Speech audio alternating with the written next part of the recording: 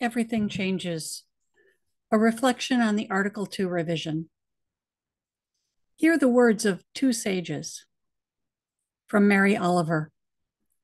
To live in this world, you must be able to do three things: to love what is mortal, to hold it against your bones, knowing your own life depends on it, and when the time comes to let it go, to let it go. And from Octavia Butler, all that you touch, you change. All that you change changes you. The only lasting truth is change. God is change. Here end the readings. Whenever I officiate a wedding, I tell the couple and all of those gathered that those being married are joining together as they are on a particular date and time and place. As they journey together, they will change. And if they're fortunate, they will grow, adapt, and change together. When the Article 2 Commission of the UUA submitted its report prior to the General Assembly of 2023, there was much debate in UU circles, on Facebook, in blogs, and from pulpits. So I preached on the work of reviewing our bylaws and making recommendations for revision. Twice I preached on this topic in 2023, and frankly, there was little response from the members of the congregation. That's UUA business. It doesn't really affect us, seemed to be the general consensus. So one congregational delegate and I attended General Assembly in Pittsburgh in 2023, where the revision of Article 2 was amended and passed by the delegates. And it was noted that because of its importance to our bylaws, there would be more opportunity to submit amendments and another final vote on the revision at the 2024 GA. I preached on the Article 2 revision again prior to the 2024 GA.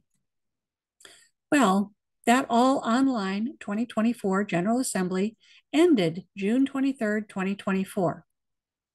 The congregation had 3 delegates this year: me, one who chose to attend on her own at home, and another who chose to attend with me.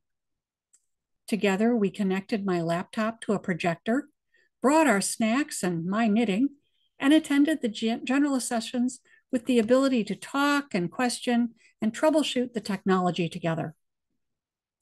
The delegate and I didn't agree on Article 2 or all of the amendments. And yet I feel that I understand her position and feelings a little better, having had the time and space to talk with her during the sessions. I doubt we changed each other's minds, but understanding is still a good thing. Now, by now, most UUs know that the revisions of Article 2, as amended by the delegates of both the 2023 and 2024 General Assemblies, passed.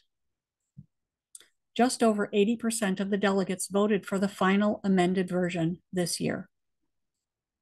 Now, some of us know that there was fierce debate and a lot of misunderstanding and some disinformation shared over this change. And now there is real and deep grief.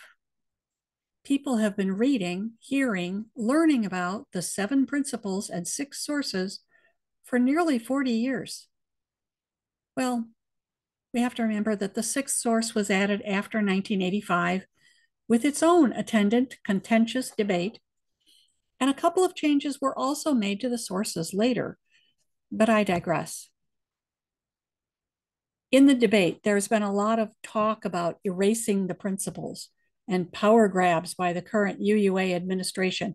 And I even heard of someone actually afraid that there would be accountability police sent to the congregations from the UUA to ensure that the new Article 2 was adopted and the new covenants were being acted upon. As if the UUA had that kind of resources. Really, this is our UU nature. We do not stand, we move, we change, in the words of Universalist minister Louis B. Fisher. I've heard from different colleagues over the years and just this morning about encounters had with congregants in years not so long past about Christians coming to change or ruin our humanist tradition. Similar fear, right? We don't always recall that the shift to humanism in Unitarianism was not accomplished itself without tears and fears and drama. Mostly led by the Reverend Jenkins Lloyd Jones, 19th century Unitarianism in the West embraced working with other faiths. Jones was a prominent figure in the first Parliament of World Religions and in the Free Religious Association, which included ethical humanists and Reform Jews. Debate was fierce between Jones and others on the side of inclusion of humanism and Jones's successor as secretary of the Western Unitarian Conference, a man named Reverend Jabez T. Sutherland, and other more Boston-oriented Unitarian ministers.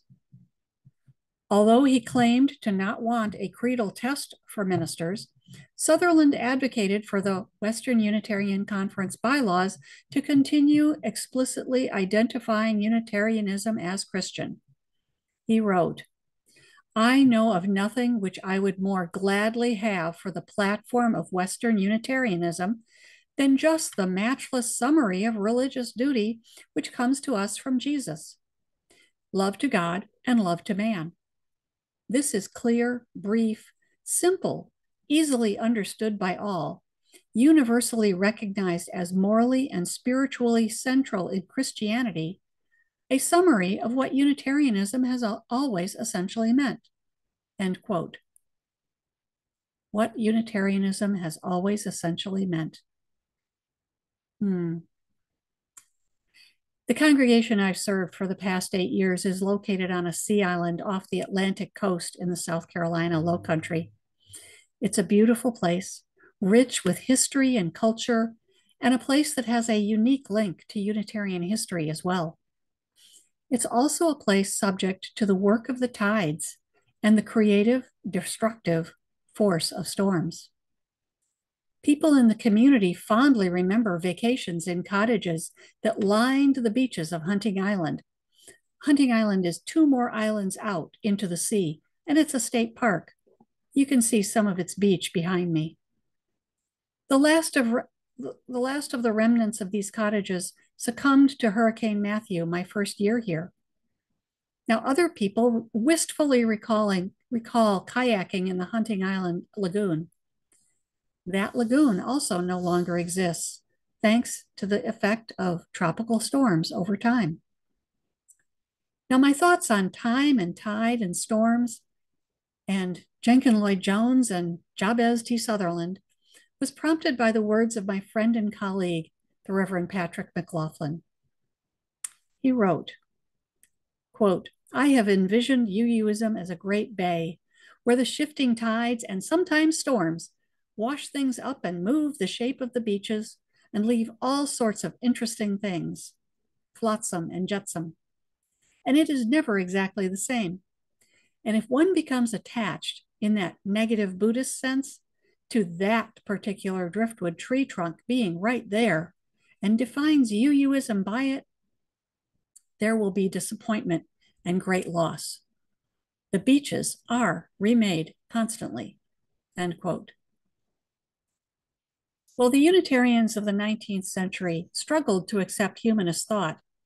And then something like 18 or 19 Unitarian ministers and 1 Universalist minister were initial signatories to the first Humanist Manifesto in 1933.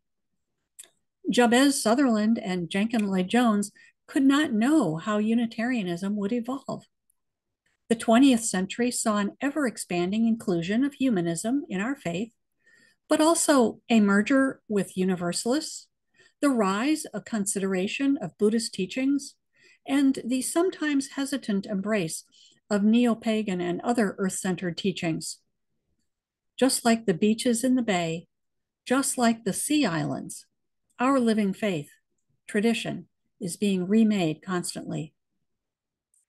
We UUs maybe allowed ourselves to get a little too attached to that driftwood tree right there, that one, and now must deal with the driftwood tree having been swept out to sea and some new tangle of driftwood being deposited in its place. This new something, also driftwood but different, is similar to the previous. Its knots and branches aren't in quite the same place, but it's the same substance. It's alike and different, and eventually we will learn its real value and real, not supposed deficiencies. Eventually we will learn to live with it. Most of us will grow to accept it, perhaps even love it for what it is. And we will reshape it over time. We will decide that some of the words need to be changed or clarified. We may decide that something needs to be added or subtracted. And sometime in the future, delegates to another UUA General Assembly will debate and vote on a wholesale change to this Article 2 of our UUA bylaws. Again, everything we touch changes and changes us. We do not stand, we move. So it has always been, and so may it be.